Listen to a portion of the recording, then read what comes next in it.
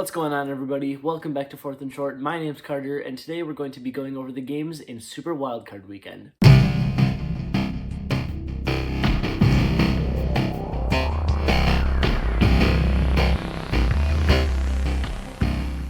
So first up, on Saturday, you have the Cleveland Browns going to Houston to take on the Texans. The Texans narrowly winning their division with the fall of the Jaguars last week. They secured the win against the Colts to get into the playoffs as the 4 seed. And the Browns actually got the 5 seed. They are now on their 4th quarterback, which is unbelievable to believe that they're as the 5 seed in the AFC right now. But that's where the teams are sitting right now. So in this game, I'm going to pick the Houston Texans, and I'll give my reasons here. So first of all, everyone's acting kind of like Joe Flacco's just been Superman for this Browns team, and I'm just not really, he's played well for sure, especially since he wasn't playing football 2 months ago. But in his 5 games with the Browns, he has 13 touchdowns, 8 interceptions, which are stats that definitely are not going to blow you away. And then my other thing that I was looking at in this game is the Browns' defense at home versus on the road. So first of all, for the Browns defense at home, they allow an average of 13 points to opposing teams throughout this season. And on the road, they average allowing 30 points to the opposing team. For the Browns defense, you also have them averaging 4 sacks at home and only 2 on the road. And then for passing yards for the opposing quarterbacks, at home, they only allow 135 yards on average, whereas away, they put on 100 yards there and allow 235.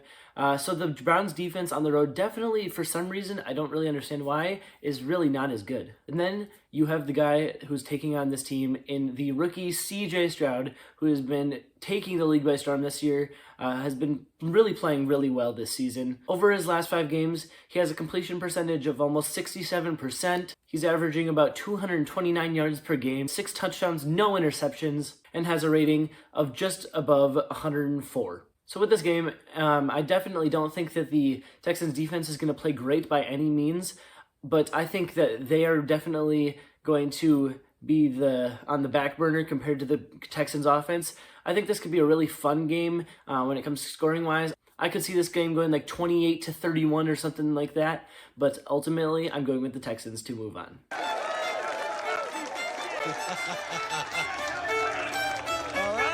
Next up on Saturday night, you can watch exclusively on Peacock. What? Ha! Got it!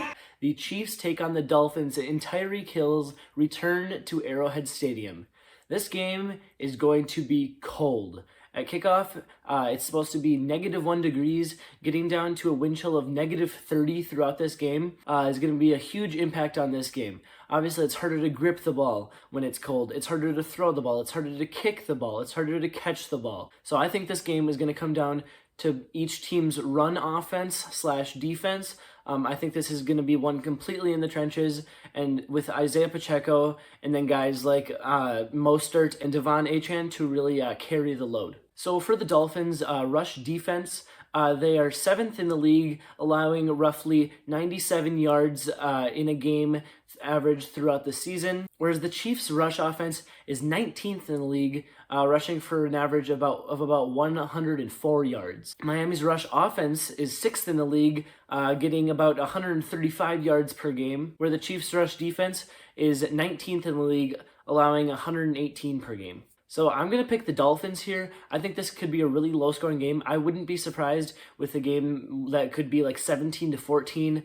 Just not a fun game to watch necessarily. Obviously, there's the storyline of Tyreek Hill. These teams already played each other in Germany, and the Chiefs came out on top there. But I believe they were outgained in yards in that game by the Dolphins. And I don't think offense is going to be a huge role other than the running backs, as I already said. So I'm going to rock with Achane and Mostert and the Dolphins to move on to the second round. I'm sorry that I let you down. So next up, on Sunday, the first game you have is the Buffalo Bills taking on the Pittsburgh Steelers. And again, weather has been a storyline with this game throughout the week. The wind is supposed to get up to about 50 miles per hour at some points during the game, which seems to really affect Josh Allen in the past few years. I was just looking at the 2021 season stats.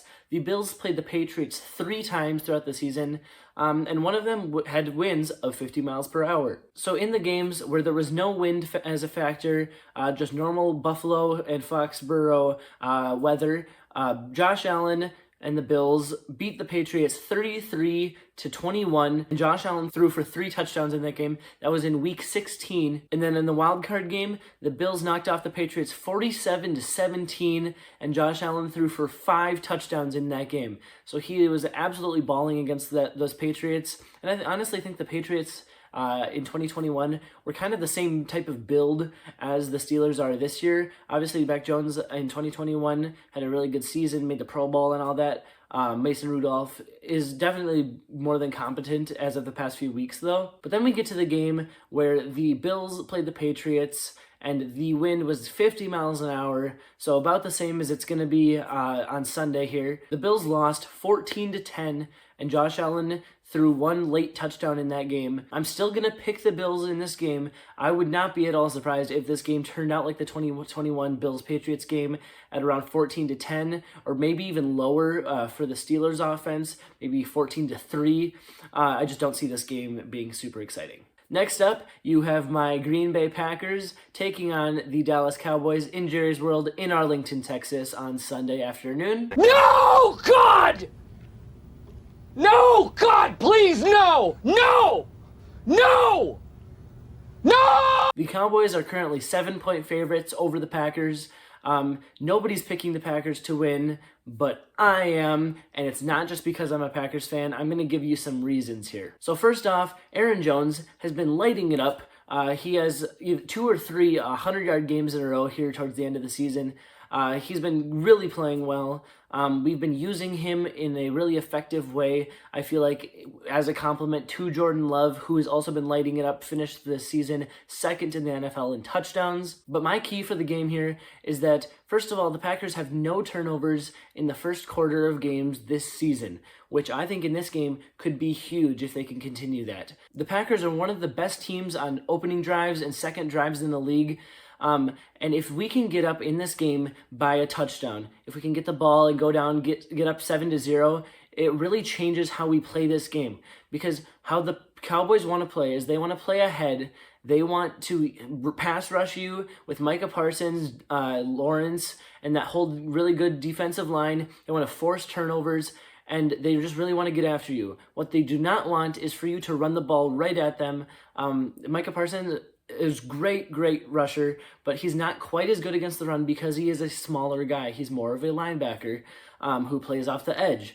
And he definitely, if you block him downhill, he's not as good. So if we can run the ball consistently, open up some play action shots for Jordan Love, play a really clean game on offense, I think that once you get ahead, this Cowboys offense is going to have to throw more, and obviously they've been throwing amazing. Dak Prescott in the MVP conversation for sure. CeeDee Lamb, one of the best receivers in the league, but I definitely think that is the Packers' key to success. So next up, on Sunday night, you have Jared Goff and the Lions taking on Matthew Stafford and the Rams. Both quarterbacks playing against their former teams. That trade went down a few years ago, pretty ugly. Really worked out for the Rams. They got a Super Bowl. And now it looks like the Lions are also benefiting as well with this trade. This is a really fun game. Probably one of the most even games of the week. But I'm going to predict the Rams to knock off the Lions and destroy their hopes in the playoffs this year. Because when you look at these teams, I think that the Lions are only better in one way. I think that the Rams have the better quarterback. I think the Rams have better skill position players. I think the Rams have a better defense and a better head coach. I think the only thing that the Lions are better at than the Rams is the offensive line, which can be big in games, but when everything else, it feels like the Rams have the slight edge. I think the Rams are going to be able to get this done. Puka Nacua, Cooper Kupp, all those guys hopefully really gelling. And in the words of Kevin Wildes, this is going to be another disappointment from Matthew Stafford to Detroit fans. Last up, on Monday Night Football, you have the Philadelphia Eagles taking on the Tampa Bay Buccaneers. And this game is not a fun game in my eyes. I don't know what's going to happen here. The Buccaneers definitely come in hotter for this game. I believe the Eagles are losers of 5 of their past 6. But I'm going to pick the Eagles. I think they have the experience, and I trust them a little bit more than I do trust the Buccaneers. Baker Mayfield's been having a great season. I just don't know if it's going to be enough in the playoffs. But this game honestly could go either way. So guys, let me know your predictions in the comments down below. Make sure to like and subscribe and check out my channel for more NFL videos.